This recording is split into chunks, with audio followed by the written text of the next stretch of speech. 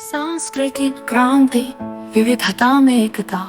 Japan के Zen मठों में अब भारतीय ऋषियों के सूत्र गूंजते हैं। अमेरिकी विश्वविद्यालयों में वेदांत और न्यूरो साइंस पढ़ाया जाता है। अफ्रीकी नृत्य अब केवल उत्सव नहीं बल्कि ऊर्जा का समागम। यह पुनर्जागरण नई परंपराएं नहीं कर रहा बल्कि अनादि सत्य को नए रूप में उजागर कर रहा है। हाँ हाँ हाँ हाँ हाँ हाँ हाँ। जब मानव चेतना जागती है तो पृथ्वी भी सांस लेती है। प्रत्यक्ष समाज में हर वृक्ष लगाना एक ध्यान सत्र, नदियों की सफाई हमारे अंतर के प्रदूषण को धोती है। वैज्ञानिक रिपोर्ट्स कहती है जिन क्षेत्रों में सामूहिक ध्यान होता है वहाँ वायु प्रदूषण तक कम हो जाता है। क्या यह चेतना की जीवन शक्ति नहीं, नेतृत्व का नया स्वरूप, सेवक से दृष्टा तक।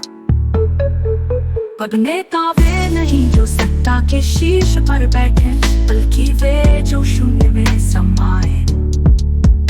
यूएन की नई परिभाषा Global Consciousness Council, जहाँ निर्णय लिए जाते हैं सामूहिक मौन के गहन अंतराल में। यहाँ भूटान का राजा और बोलिविया के किसान एक ही आसन पर बैठते हैं क्योंकि चेतना में सभी दमन है।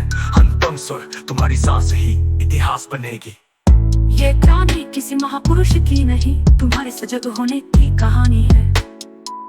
तुम्हारा हर पल का प्रत्यक्ष अनुभव इस पृथ्वी के डीएनए में जुड़ रहा है। तुम्हें क्या लगता है तुम एक साधारण मनुष्य हो? नहीं, तुम वो बिंदु हो जहाँ ब्रह्मांड अपने आप को पहचान रहा है। अगला अध्याय व्यक्ति से विश्व तक तुम्हारी यात्रा।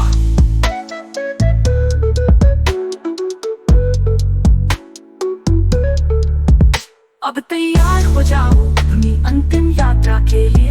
अध्याय 33 से विश्व तक तुम्हारी यात्रा, जहाँ तुम स्वयं को पाओगे एक बीज से विशाल वट वृक्ष बने हुए। क्योंकि प्रत्यक्ष चेतना का पथ अंतहीन है और तुम उसके यात्री।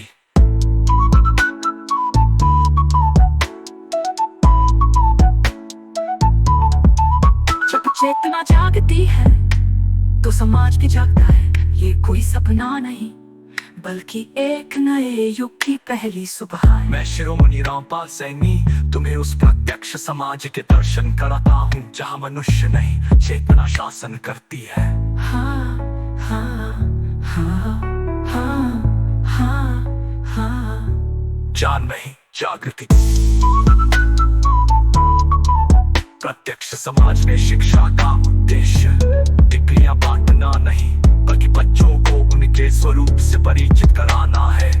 हर कक्षा की शुरुआत होती है 3 मिनट के मौन से, जहाँ छात्र सीखते हैं अपने विचारों को देखना न कि उनसे जूझना। गणित और विज्ञान के साथ ध्यान विज्ञान एक अनिवार्य विषय है।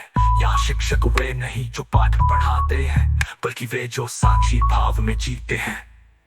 आज का लोकतंत्र।